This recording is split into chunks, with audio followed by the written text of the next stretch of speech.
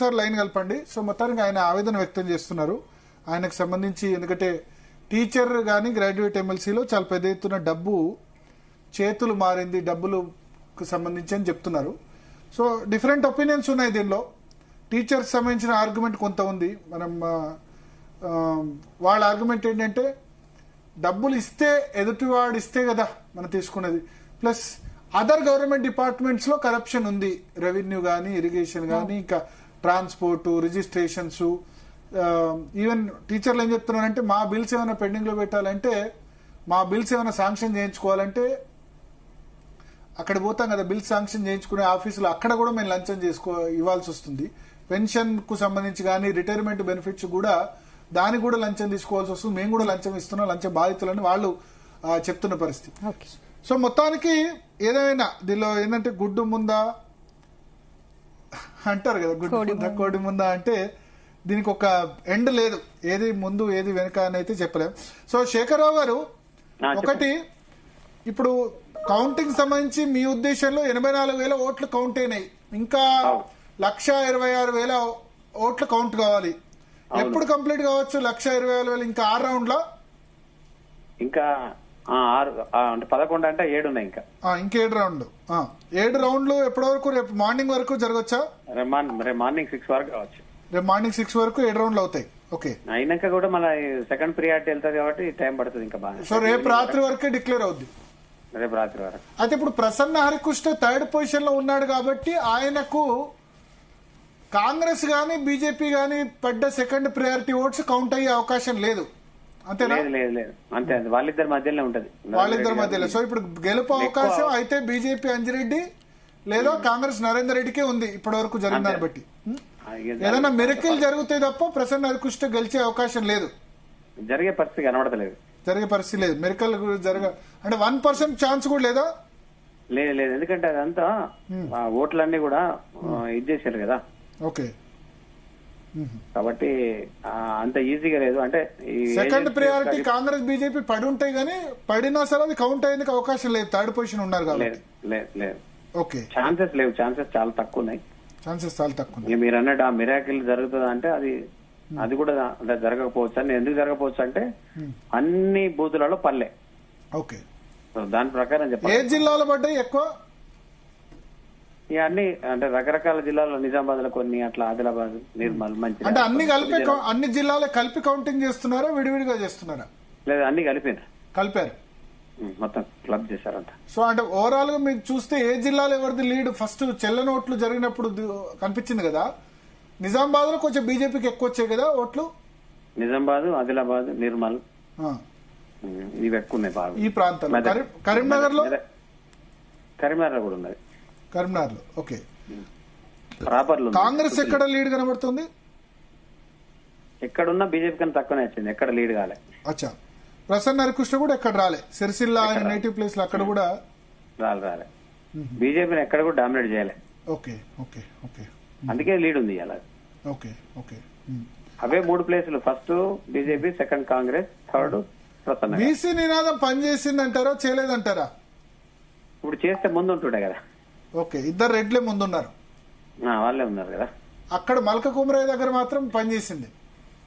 ఇక్కడ పనిచేసింది అన్నది ఇంకా మనం అది ఓన్లీ 5,000 మనం అది నినాదం పనిచేసేదని అంటే బండి సంజయ్ ఉండి క్యాంపెయిన్ చేశారు. ఓన్లీ 5,000 ఒక 4,000 మంది తిరిగారు door to door campaign. But అంటే నార్త్ లో బీజేపీ హవా ఉంది కదా, నార్త్ తెలంగాణలో. టీచర్ ఎమ్మెల్సీలో అది 100% 5,000. మీరు ఏం నినాదం తెలంగాణ కాదు, అది మోడీ గారి ప్రమేయం కాదు, ఎవ్వరి ప్రమేయం, ఓన్లీ 5,000. మరి గ్రాడ్యుయేట్ లో వీళ్ళేం పంచలేదు, అంజిరెడ్డి వాళ్ళు అయినా గెలుస్తున్నారు కదా. ఇక్కడ నేను అనేది అంటున్నా అంటే టీచర్ ఎమ్మెల్సీకి మట్టుకు అది జరిగింది, సపరేట్ అయింది కదా. టీచర్ కును గ్రాడ్యుయేట్ సపరేట్ ఉంటది కదా. ఓకే ఓకే, టీచర్ కును గ్రాడ్యుయేట్ సపరేట్ ఉంటది కదా. ఓకే ఓకే ఓకే, మనం దీన్ని పోలిక ఎట్లా చేసుకుంటాం? నేను ఏమంటున్నా ఆ ఎఫెక్ట్ కూడా దీని మీద పడ్డది, గ్రాడ్యుయేట్ మీద కూడా పడింది. బట్ అంటే ఓవరాల్ గా హవా అయితే సరే, టీచర్ సంబంధించి పక్కన పెడితే గ్రాడ్యుయేట్ అయితే బీజేపీ కార్యకర్తలు చాలా అగ్రెసివ్ గా పనిచేశారు. నిజానికి కాంగ్రెస్ కి ఎక్కువ ఎమ్మెల్యేలు, ఎంపీలు ఉన్నారు. పాప నరేందర్ రెడ్డికి ఎక్కువ కోఆపరేట్ చేసినట్టు కనబడతలేదు వాళ్ళు. ఇప్పుడు పనిచేసినా మీరు అంటారు కార్యకర్తలు, ఓకే, పనిచేసిన 5,000 ఎందుకు ఇవ్వాలి మరి? అది టీచర్ ఎమ్మెల్సీ సంబంధించి కదా, నేను గ్రాడ్యుయేట్ లో ఏమి ఇవ్వలే కదా అంటారా. ఈ 17,000 మంది టీచర్లు ఇంటూ 4 వేసుకోండి అంటే 68,000 మంది టీచర్లకు సంబంధించి ఓన్లీ టీచర్ యూనియన్ చూసుకునేమో బీజేపీ కేడర్ కంటే ఎక్కువ. 17 ఇంటూ 4 5 వేసుకొని అంటే 85,000 ఓట్లను లీడ్ చేసినట్టే వీళ్ళు. Okay okay. ఒక టీచరు వాళ్ళకు డబ్బులు ఇస్తే మిగతా ఇంకో నలుగురిని కూడా మోటివేట్ చేస్తాడా?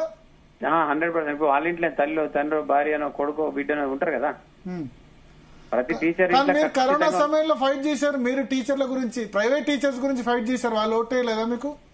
ఇక్కడేసి కనబడుతున్నాయి కదా. ఓకే. వాళ్ళకి కూడా డబ్బు ఇచ్చాడు నరేందర్ రెడ్డి గారు. ఒక 4,000 మందికి 4,000 మందిని తన స్టాఫ్ ను పెట్టి ప్రతిరోజు ఒక 50 ఇండ్లు దింపి ప్రతి ఇంటికి వెళ్లి ఫోటో కొట్టి ఆ ఫోటో తీసుకొని తనకు పంపిస్తే ప్రతి టీచర్ ఒక 50 నుంచి 60 మందికి 1000 నుంచి 1,500 1,800 దాకా పంచిండు. అంటే సేమ్ డే కూడా ప్రతి ఇంటికి ఎవరైతే రాలేదో రాని వాళ్ళందరూ కూడా ఫోన్లు చేసుకుంటూ అప్పుడప్పుడే బూతులలో పంచారు పైసలు బూతులలో. అంటే అదంతా ప్రైవేట్ టీచర్లే. ఆ పంపకం జరిగిందంతా కూడా ప్రైవేట్ టీచర్లకే. కాబట్టి వాళ్ళంతా కూడా మళ్ళా 80% వేసేసారు ఓట్లకు. ఓకే. సో మీరు కౌంటింగ్ లోపల నుంచి వస్తున్నారు కాబట్టి ఇప్పటికైతే 80% ఛాన్స్ బీజేపీ అంజిరెడ్డి గెలిచే అవకాశం ఉంది, అంతేనా? అంతే. మీరు ఒకటి గమనించండి బయట, డబ్బుకే ప్రాధాన్యత ఇచ్చారు, డబ్బుతోనే ఓటు కొనుక్కున్నారు నరేందర్ రెడ్డి గారు 100%. అది పర్టికులర్ గా private teachers community, private employees అందరికి కూడా తను 2.5 లక్షల మంది. కానీ మన డబ్బు పంచినా ఇక్కడ ప్రభావం మరి గెలుస్తుంది బీజేపీ పంచని వాళ్ళు.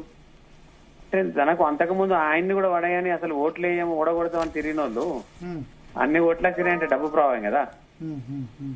ఇప్పుడు ప్రభుత్వం యొక్క వ్యతిరేకత ఉంది అంటున్నాం, తన పైన వ్యతిరేకత ఉంది, రెండు ఉండే. ఆ రెండు కూడా ఇలా సెకండ్ లీడ్ అన్ని ఓట్లు రాగలిగినాయి అంటే డబ్బు ప్రభావం కదా. 100% తనకు అవి కూడా రావు అన్నప్పుడు అంటే అక్షర సత్యం ఏంటంటే నా స్కూల్స్ అన్ని నేను గుర్తుపట్టగలుగుతా, ఏ స్కూల్ కి ఎక్కడెక్కడ పోయినా ఏం జరిగింది అనేది ఇలా నాకు తెలుసు, సబ్జెక్ట్ అంతా నా దగ్గర ఉన్నది. అంటే బీజేపీ క్యాడర్ పనిచేసినంత కాంగ్రెస్ క్యాడర్ పనిచేసిందా? ఆల్ ఫోర్స్ టీమ్ పనిచేసి ఉంటుంది నరేందర్ రెడ్డికి, but Congress cadre out right గా పనిచేసిందా? దాని గురించి మనకేం తెలుస్తుంది, తనకే తెలుసు. మనం కూడా తిరిగారు కాబట్టి మనం ఎందుకంటాం. బీజేపీ కార్యకర్తలు మాత్రం బాగా పనిచేశారు. ఏ వాళ్ళు అంటే ఆర్ఎస్ఎస్ వాగా ఒక సిద్ధాంతం ఉంటది, అక్కడ సిద్ధాంతం ఉంటది, ఇక్కడేమో సిద్ధాంతం ఉండదు, డబ్బులు ఇస్తే పనిచేస్తారు. ఇప్పుడు మీరు కౌంటింగ్ సెంటర్ లోపల నుంచి వచ్చిన వాళ్ళకి పర్సెంటేజ్ వైజ్ గా ప్రాబబిలిటీ చెప్పమంటే ఎంత చెప్తారు? అంజిరెడ్డికి ఎంత గెలిచే ఛాన్స్ ఉంది, నరేందర్ రెడ్డికి ఎంత ఛాన్స్ ఉంది? 75% అంజిరెడ్డి గారికే ఉంది, 25% నరేందర్ రెడ్డి. 25% నరేందర్ రెడ్డి. ప్రసన్న హరికృష్ణ లేదు, అవకాశం లేదు. ఏం లేదు అది ఆయనకి, ఎందుకంటే చాలా వేరియేషన్ 10,000 దాకా, ఇంకా రేపు 15,000 దాకా కావచ్చు. ఛాన్సెస్ ఎక్కువ ఉన్నాయి. థ్యాంక్ యూ శేఖర్ రావు గారు. కానీ మొత్తానికి అంటే సరే మీరు గెలిచినా ఓడినా కరోనా సమయంలో ప్రైవేట్ టీచర్ల గురించి మీరు చేసిన పోరాటం అయితే అందరికి గుర్తుంటుంది. సరే రాజకీయాల్లో ఇవాళ రికగ్నైజ్ చేయకపోతే రేపైనా గుర్తు చేయొచ్చు. అప్పుడు కేసీఆర్ తో ఫైట్ చేసి మీరు నెలకు 3,000 రూపాయలు ప్రైవేట్ టీచర్స్ కి ఇప్పించారు. 2,020 కిలోల బియ్యం అనేక పనులు, నెలకు 2,000 రూపాయలు ప్లస్ రేషన్ బియ్యం 25 కిలోల బియ్యం ఇప్పించారు. ఇప్పుడు కూడా చెప్తున్నా మీకు ఛాలెంజ్, వాళ్ళ గురించి కొట్లాడేది ఎవరితో కాదు, అది మళ్ళా యాదగిరి శేఖరరావు కొట్లాడాలి. ఎందుకంటే వాళ్ళ ఇన్సూరెన్స్ కావచ్చు, వాళ్ళ హెల్త్ కార్డు కావచ్చు, ఆ ప్రైవేట్ ఉద్యోగుల గురించి ఆ సంరక్షణ చట్టము అసలు వాళ్ళ కుటుంబాలనే లెక్క చేయరు ఏ ప్రభుత్వం కూడా, అది కేంద్ర ప్రభుత్వం గానీ రాష్ట్ర ప్రభుత్వం గానీ. 100% మనం ఇలా ఓడినా గెలిచినా మళ్ళా కొట్లాడేది ప్రైవేట్ టీచర్ల గురించి యాదగిరి శేఖరరావు మాత్రమే. ఛాన్స్ వాళ్ళకి ఉంటే స్కోప్ నాకే ఉన్నది, ఎందుకంటే దాని గురించి ఎక్కువ స్టడీ చేసిన, ఏం మాట్లాడితే ఏం చేస్తే ఏం జరుగుతుందని తెలుసు. కానీ ఇలా ఓటు వేయకపోయినంత మాత్రాన, ఓటు నరేందర్ రెడ్డి గారు కొనుక్కున్నంత మాత్రాన రేపు అంజిరెడ్డి గారు గెలిచినా ఇలా మల్క కొమరయ్య గారు గెలిచినా ఈ ప్రైవేట్ టీచర్ల గురించి గతంలో గెలిచిన వాళ్ళంతా కూడా ఎవరు పట్టించుకుంటారు. ప్రైవేట్ ఉద్యోగుల గురించి కానీ నిరుద్యోగులు ఇలా ఫీ రీఎంబర్స్మెంట్ విషయంలో కానీ ఇలా ఎంప్లాయీస్ చాలా మంది కూడా ఒక 40,000 కోట్ల పెండింగ్ ఉన్నది, పెన్షన్ వచ్చింది కానీ రిటైర్మెంట్ బెనిఫిట్స్ రావట్లేదు. ఇవన్నీ కూడా అక్కడక్కడ అడిగే తత్వం ఎవరికి అంటే యాదగిరి శేఖరరావు. ఇవన్నీ తెలిసి కూడా వాళ్ళు ఓటు వేయకుండా మనం బాధపడేది లేదు, ఎందుకంటే vote tough luck. Shekhar Rao గారు, మీరు సరే ఇక్కడ ఎన్నికల్లో ఓటు పడినప్పటికీ మీరు చేసిన ప్రైవేట్ టీచర్స్ గురించి మీరు చేసిన పోరాటం అయితే డెఫినెట్ గా అందరికి గుర్తుండే ఉంటుంది. Thank you. Thank you very much for your accurate information from counting centre. మీరు ఒక విధంగా మాకు జీ తెలుగు న్యూస్ రిపోర్టర్ గానే క్యాండిడేటే కాదు, జీ తెలుగు న్యూస్ రిపోర్టర్ గా కూడా పనిచేశారు. నిన్నటి నుంచి మీరు ఇచ్చిన యాక్యురేట్ ఇన్ఫర్మేషన్ చాలా మందికి ఉపయోగపడింది. చాలా మంది నిన్న ఫోన్ చేశారు, ఎక్కడి నుంచి మీకు బీజేపీ లీడర్ వచ్చింది, మీరు తప్పుడు వార్త ఇస్తున్నారు, మీరు కరెక్ట్ ఇవ్వట్లేదు, ఎందుకంత తొందర అని చెప్పారు. ఇప్పుడు అదే జరుగుతుంది. మేము 24 గంటల ముందే అక్కడ క్యాండిడేట్ లోపల ఉండి చూశారు కాబట్టి ఆయన ఇన్ఫర్మేషన్ అనాలిసిస్ చేసి మేము అంజిరెడ్డి గెలవబోతున్నాడు, అంజిరెడ్డి లీడ్ లో ఉన్నాడని మేము ప్రసారం చేశాం. అదే మిగతా ఎవరు కూడా ప్రసారం చేయలేదు. 24 గంటల ముందే జీ తెలుగు న్యూస్ చెప్పింది, జీ తెలుగు న్యూస్ చెప్పిందే జరగబోతుంది. సో ఒక చిన్న బ్రేక్ తీసుకుందాం.